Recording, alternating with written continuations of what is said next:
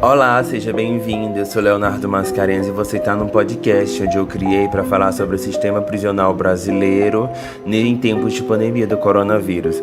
E agora você chegou no episódio 4. O episódio 4 é o coronavírus e a comunicação intelectual fora da detenção.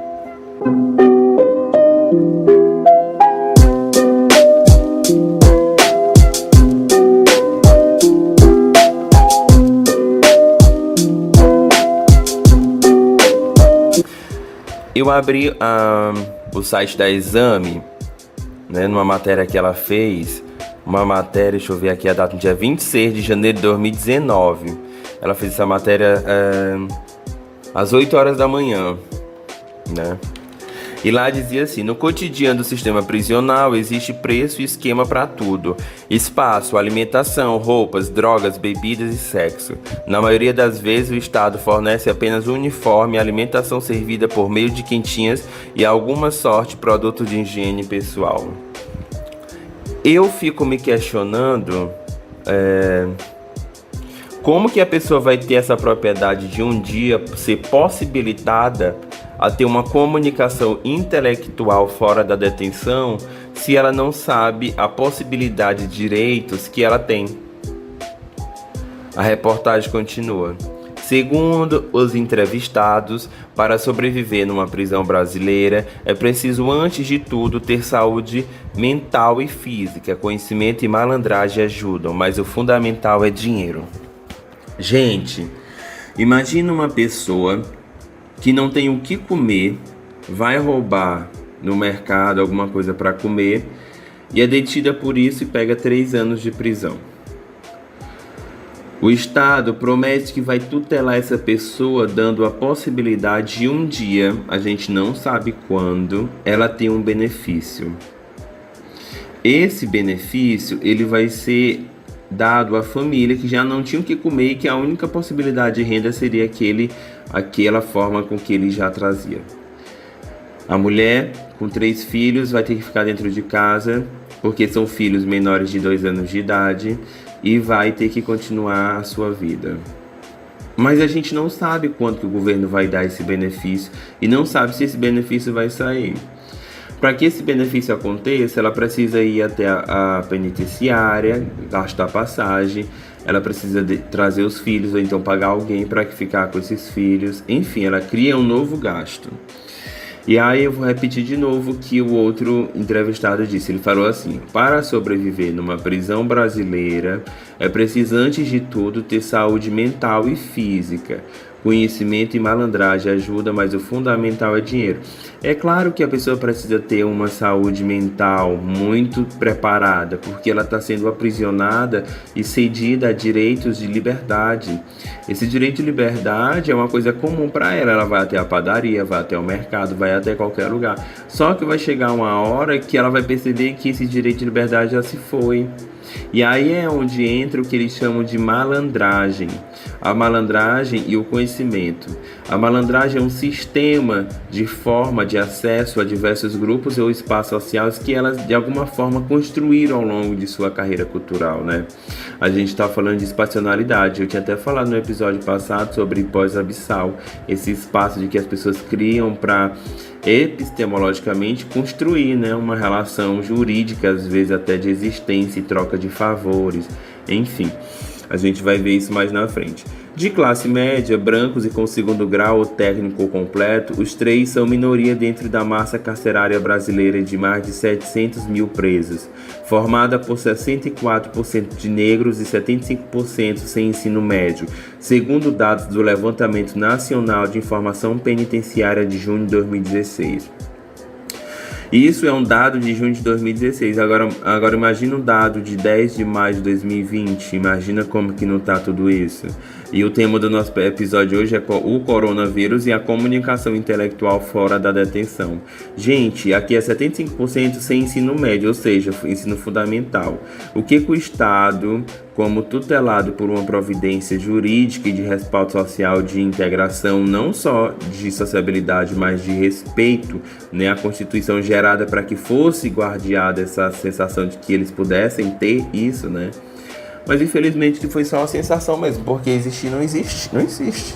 Não existe, e em épocas de pandemia, coitado. O que eu fico imaginando aqui do outro lado é que eles têm acesso à TV e a alguns vídeos na internet que de alguma maneira vão guiando o que eles pensam, né? Porque eles vão sendo guiados assim.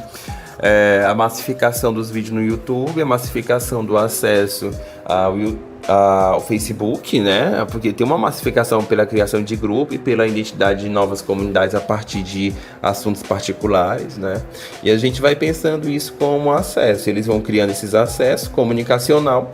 Esse acesso comunicacional ele é gerido a partir de uma estrutura. Essa estrutura de acesso é dada como conceito intelectual, é onde ele acessa a sua intelectualidade. Por exemplo, às vezes a pessoa que está dentro do sistema prisional, ela entende toda essa construção de sobrevivência ali dentro daquele espaço, sobre compra, venda, recepção, sobre toda aquela estruturação, mas ela não sabe como faz para tirar uma identidade, um RG. Entendeu? A intelectualidade massa faz essa separação de construção. As pessoas perdem o viés de entender a coisa básica para entender o que culturalmente elas acham necessário. Quando eu falo disso, eu falo de diversos autores como, por exemplo, que discute a sobrevivência. Michel Foucault ele discute a sobrevivência de uma maneira pautada. Inclusive, ele tem uma obra famosíssima chamada Vigiar e Punir, que é uma obra onde todos os acadêmicos de direito de começo, meio e fim de curso precisam ler de cabo a rabo para entender como que essa jurisdição, através de um sistema social, ela foi construída, né? De entender o respeito, a possibilidade de que a jurisdição não é sobre imparcialidade, tem toda outra construção que o Foucault fala disso, mas o que eu estou falando agora especificadamente é sobre essa relação de que as pessoas, para a construção do seu intelectual, precisam aprender a sobreviver, entende? Eles precisam entender como que essa relação ela acontece, porque são parâmetros que a gente guarda, né? Que a gente pensa sobre isso. Em suas experiências, eles afirmam que as facções nos presídios impactam o bem-estar de outros detentos. Na cadeia, enquanto muitos dependem da ajuda da familiar para sobreviver, com criatividade, habilidade e oportunidade certa, outros são capazes de multiplicar dinheiro e até ajudar sua família além dos muros. Essa é uma reportagem feita pela Exame, né, pela revista Exame, é um depoimento que ela colheu, onde ela entrevistou o acusado de tráfico de droga Rafinha, Luan e Henrique, onde contaram o desafio de viver o dia a dia, ora monótono, ora surreal, em presídios do Brasil. E a gente continua, né? E ele diz assim: fui com os outros novatos até a cela das frentes da cadeia. Tinha 30 malucos com facão de açougueiro e sangue nos olhos. Os caras olharam pra mim e falaram: qual é o cabeludo? Dá um passo aí na frente. Aí, o tatuado. Dei um passo para frente. Qual a tua graça? Rafael, mas pode me chamar de Carioca, que é como todo mundo tá me chamando. O frente respondeu: Carioca é? Tu fecha com quem? Vamos ver se tu é carioca mesmo. O relato de Rafinha aconteceu na chegada à Cadeia Velha, dentro do complexo da Mata Escura em Salvador. Os frente eram os líderes da facção baiana, a Comissão da Paz, conhecida pela sigla CP. Eles interrogavam cada novato que lá chegava para saber se os detentos fechavam, eram filiados com alguma facção. Rafinha tinha 36 anos quando foi preso. Era um típico garotão da Zona Sul carioca, solteiro e sem filhos, que vivia no quartinho dos fundos na casa de sua mãe em Copacabana. A pele branca queimada de praia, riscada de inúmeras tatuagens, traz o time do coração preenchendo nas costas. Do quartinho da mãe, ele administrava um negócio de passeio de cachorros, além de ter uma gaventinha e um estoque de drogas diferenciada que ele eventualmente adiantava para os amigos. Entusiastas da cultura música trance, cultivava alguns dreads do meio do cabelo comprido e liso, e todos os verões se jogavam para os festivais e rave que pipocavam pelo Brasil. Era janeiro de 2015, pulando de um festival para o outro, policiais militares prenderam Rafinha na Chapada Diamantina. Escondidos no estacionamento do evento, quando Rafinha percebeu os PM, já era tarde demais para recuar. Os policiais acharam com ele 2 gramas de cocaína, um MDM, 20 gramas de diferente tipo de haxixe e algumas doses de LSD. Após horas de interrogatório no posto policial local, ele foi acusado de tráfico e enviado para Ceabra, cidade colada na rodovia BA-024, a 4 horas do festival em que foi preso. A cidade de 5.000 habitantes tem uma praça, uma escola, um hospital, um posto de gasolina, muitos bares e uma delegacia com 12 celas, todas sem portas, arrancadas durante uma rebelião, instigada por presos paulistas anos atrás e que nunca foram repostas. O depoimento. Fizeram minha ficha e me jogaram lá. Primeiro eu fui pro curral, que é um quadrado sem nada, tipo uma solitária. Só tem uma parede e 2 grades, não tem onde cagar, mijar, não tem nada. Fiquei lá um dia e uma noite inteira e na manhã seguinte entrei para as celas. Nesse meio tempo conversei pelas grades com a galera. Qual é o cabeludo? Rodou onde? Rodou com o quê?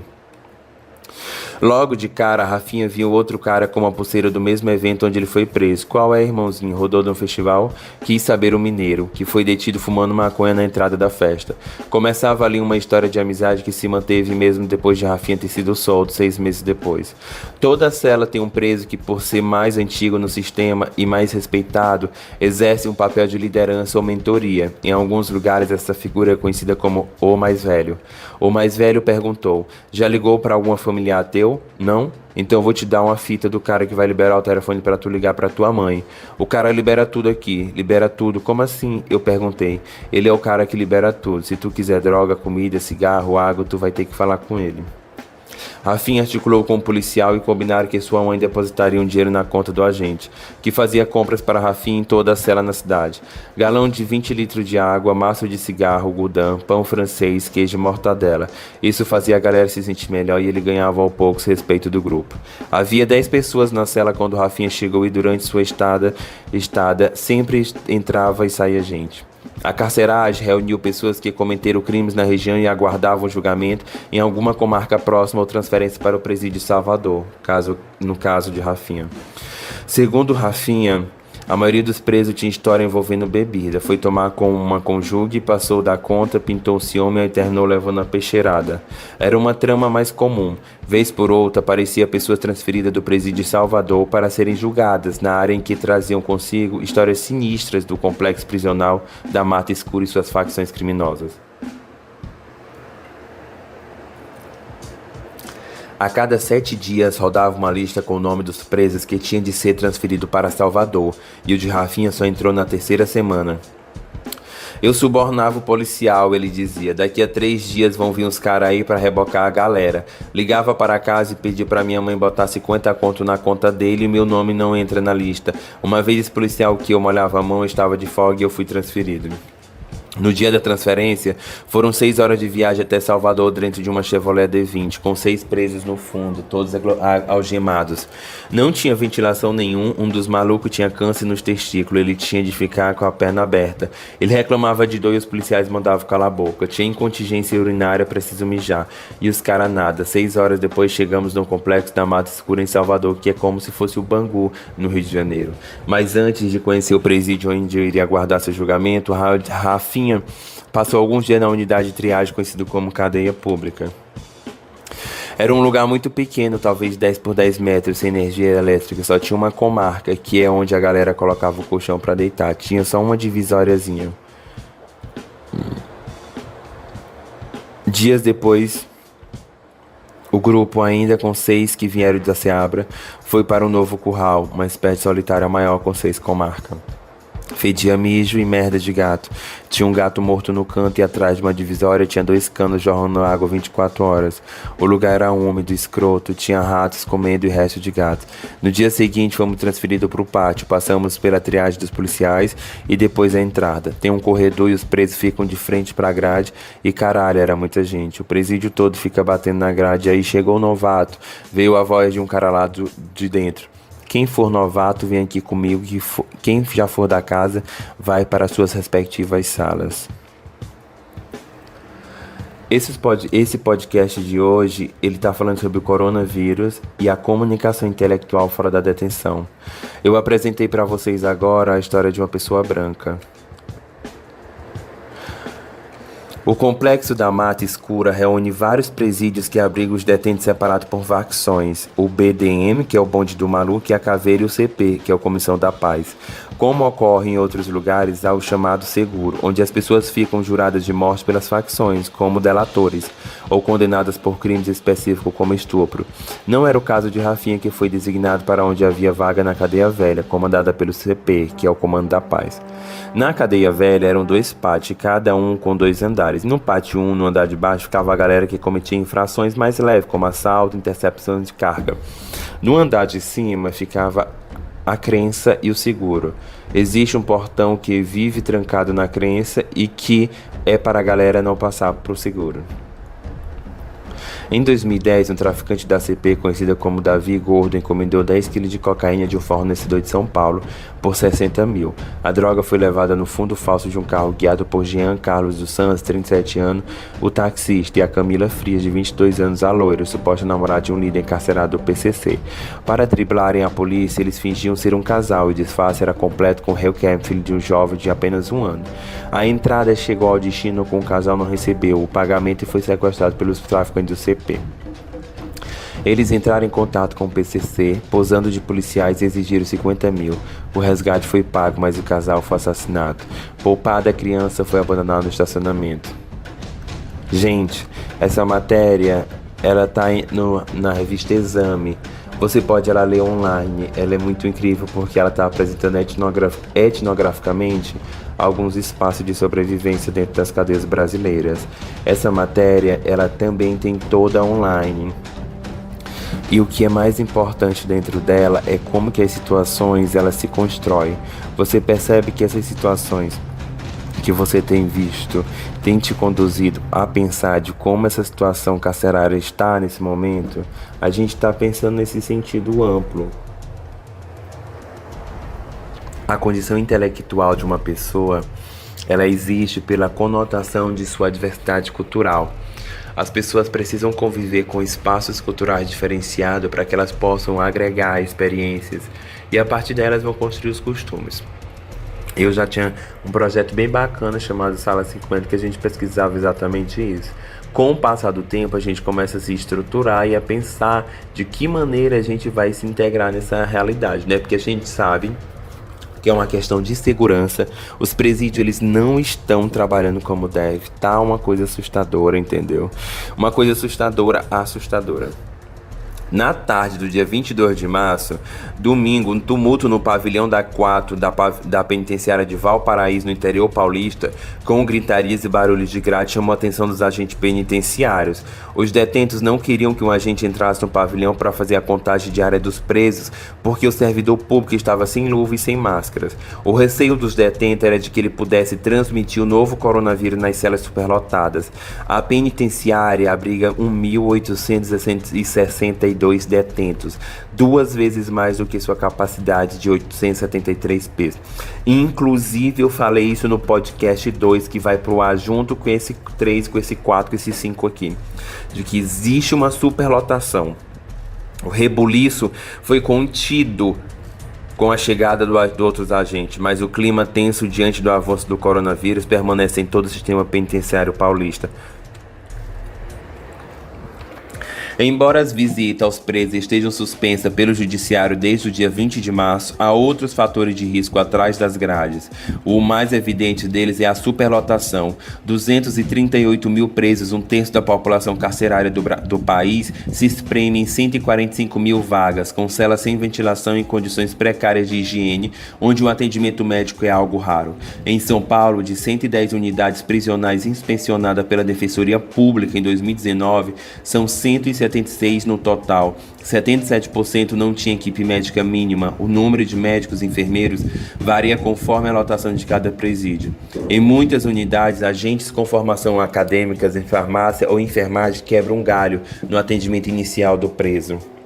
Doente porque não há médico, diz Fábio César Ferreira, presidente do Sindicato dos Agentes Penitenciários de São Paulo. Segundo ele, a maioria dos 23 mil agentes penitenciários paulistas não trabalha com equipamentos de proteção individual e continua havendo movimentações de preso dentre as penitenciárias quanto entre as alas de um mesmo presídio. Se um detento transferido estiver com coronavírus, leva para todos os demais.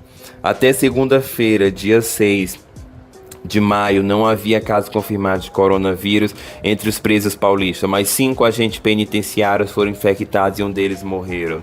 O risco de disseminação descontrolada da doença no sistema prisional é enorme, afirma a Defensoria Pública Juliana Bellocchi. No Brasil, o cenário de superlotação se repete segundo o Departamento Penitenciário Nacional DEP. São 766,7 mil presos para 406,7 mil vagas. Também há déficit de médicos, há um profissional para cada 1.000 presos, enquanto a média para a população é de 1,86. Até terça-feira, dia 7, não havia oficialmente casos confirmados de coronavírus entre presos no Brasil, segundo a assessoria do órgão. Gente, a gente já tinha discutido isso, né? A gente tinha discutido isso no episódio 2. No episódio 2, quando a gente tinha falado sobre essa estruturação de pertencimento social, de que os presos poderiam não ter o vínculo com o coronavírus, mas as condições de acesso que era dada pelos aquele pessoal lá, né, os agentes penitenciários, poderia afetar a estrutura disso, e o que aconteceu foi isso. Essa é uma reportagem do Piauí, né, uma folha, dentro da Folha de São Paulo tem essa coisa Piauí, e a gente tem discutido isso desde o nosso primeiro podcast, de que existe uma situação calamitosa dentro de todo esse processo, mas que o governo e o Estado não estão nem aí, e eles não vão priorizar isso, né? A gente já percebeu isso e a gente sabe que isso vai ser um dos maiores desastres do Brasil, né? Do país, pode-se dizer assim. Enfim, recentemente a SAP encaminhou à Defensoria Pública a relação dos detentos no estado que integram um grupo de risco para o novo coronavírus. São 10.538 presos com comorbidades como HIV, tuberculose e asma. 4.911 mães gestantes e lactantes e 2.660 povos idosos. A Defensoria tem integrado com pedido de habeas corpus para cada um desses detentos, solicitando para que uma prisão domiciliar com tornozeleira. Essas pessoas precisam deixar a prisão com urgência, é uma questão de vida ou morte, diz Bellocchi. Beleza. No episódio 3, a gente falou sobre as famílias e essa necessidade estrutural financeira. Quem vai pagar essa prisão domiciliar em tempos de pandemia, sendo que existe uma estrutura financeira de existência e sobrevivência e essas pessoas não têm como trabalhar? O governo brasileiro, no dia 10 de maio de 2020, às 3h58, que eu estou gravando esse áudio, pode ser considerado um assassino, um homicida. O governo brasileiro é um genocida, é um homicida, é um assassino. Léo, mas você está defendendo os presos? Gente, eu sou um pesquisador. O meu trabalho é estudar assuntos contemporâneos. Esse é um assunto contemporâneo. E pelo regimento jurídico do Brasil, que é a Constituição de 88, merece sim o cumprimento de uma lei. Não é uma lei? Não é um país democrático? Não é uma república? Ou estamos numa monarquia fingida de república? Existe reis, rainhas? Não existe. Não existe. Existe uma estruturação social que deve ser cumprida com base em uma lei, numa jurisdição penal que existe dentro do Código, não só penal, mas civil. Existe essa condição, né? Existe essa... É porque, por exemplo, o Conselho Nacional de Justiça ele fala o seguinte: vamos incentivar os tribunais e os magistrados a adotarem medidas preventivas à propagação do novo coronavírus no sistema de justiça penal e socioeducativo. Gente, mas não existe. Isso não existe. Até o PNDU não existe, entende? O PNDU conta com uma ampla rede de escritório que busca sempre compartilhar as melhores práticas para fortalecer o desenvolvimento do país. Gente, isso não existe. Não existe. Isso tudo é só uma coisa que eles criaram na cabeça deles e eles estão fazendo isso. Mas não existe, gente. Isso é tudo mentira. Desde janeiro de 2019, o PNDU Brasil e o CNJ trabalham no programa Justiça Presente, que enfrenta problemas estruturais do sistema prisional e socioeducativo considerado todo o ciclo penal. Devido ao coronavírus, o programa passa por uma reestruturação em seu planejamento e operações para manter avanços enquanto responde ao novo desafio.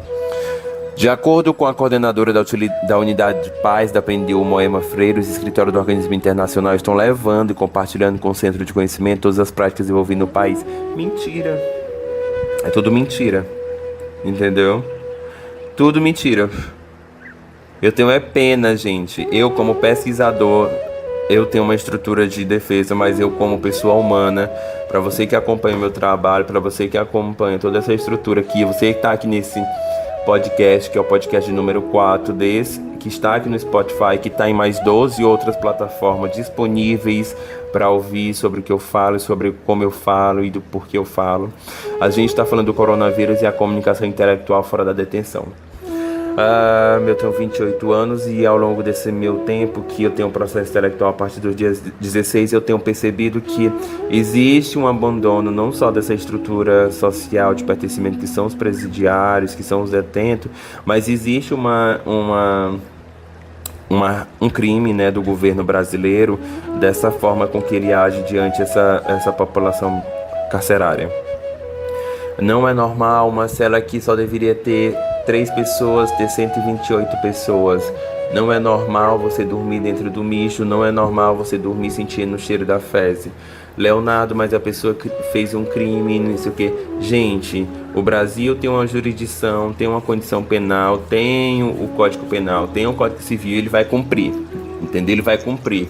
Mas as condições humanas devem ser dadas da maneira humana, né? A gente tem uma polarização hoje em dia de que todo preso bom todo bandido bom é um bandido morto. Gente, isso é uma condição filosófica. Para você que está assistindo, ouvindo o meu podcast, eu creio que a sua condição intelectual é bem maior e sabe o que eu estou falando. Eu estou falando de um espaço de sociabilidade onde as pessoas sejam capazes de se reconhecer como indivíduo pertencente a um espaço social. Os presos nesse momento, eles estão meio que, além de fora de todo o contexto, eles estão tendo o mesmo tratamento que nós aqui estamos tendo, né? Um tratamento de esquecimento e de polarização daquilo que não existe. Mas eu já falei no outro episódio, né, o episódio passado, que eu fiquei também bem triste porque o coronavírus, ele acaba de reaparecer em Seul e Wuhan, que foi onde tudo começou, né? E agora a Europa prepara para a reabertura. Ou seja, que reabertura? O que vai acontecer? O Brasil inteiro vai entrar em lockdown para resolver isso? Como que vai funcionar tudo isso? A gente sabe, por exemplo, que o contágio por coronavírus sobe na Alemanha com relaxamento de quarentena. Após a Alemanha ela fazer o relaxamento da quarentena, tudo mudou. Mais de 90% dos leitos do hospital de Tóquio para o Corona-19 estão ocupados. Nova York investiga 85 casos de doença relacionada ao coronavírus que atinge crianças. Eu tinha lido, eu não me lembro onde, eu peço até perdão pela falta de referência, mas eu não me lembro onde, sobre de que essa pandemia ainda vai durar quase 3 anos, né? São 3 anos tentando reaprender uma estrutura social de como tudo isso pode ser modificado. As pessoas vão tentar se reaprender e se disciplinar. O espaço social é isso, é essa construção estruturada de que a gente tem que se adaptar àquilo que a gente tem, não àquilo que a gente merece ou àquilo que a gente é. E é o que eu tenho percebido ao longo desses estudos que eu tenho feito sobre o sistema prisional brasileiro, de que eles não são o que eles são e nem serão o que eles querem ser um dia dentro daquele sistema. Eles apenas não serão nada porque existe uma invalidade produzida pelo Estado, onde possibilita que não só eles tenham determinados poderes e subjetividades aplicadas ao sistema de igualdade, como o próprio Estado invalida essa situação enquanto resguardo de uma possibilidade constitucional. Enfim, o Brasil é um país falido. Para você que quer vir conhecer o Brasil, tenha muito cuidado antes de pisar aqui. A gente está contaminado pela corrupção, pela fragilidade no espaço do Estado e a gente não acredita nos nossos políticos e muito menos nas nossas funções públicas atuais. Eu sou Leonardo Mascarenhas e eu agradeço você por ter assistido o meu episódio 4, que se chama O Coronavírus e a Comunicação Intelectual Fora da Detenção. Compartilha com seu amigo, vamos compartilhar essa ideia, vamos ouvir o que acontece hoje. São exatamente 10 de maio de 2020, às 4h06 da tarde. Muito obrigado.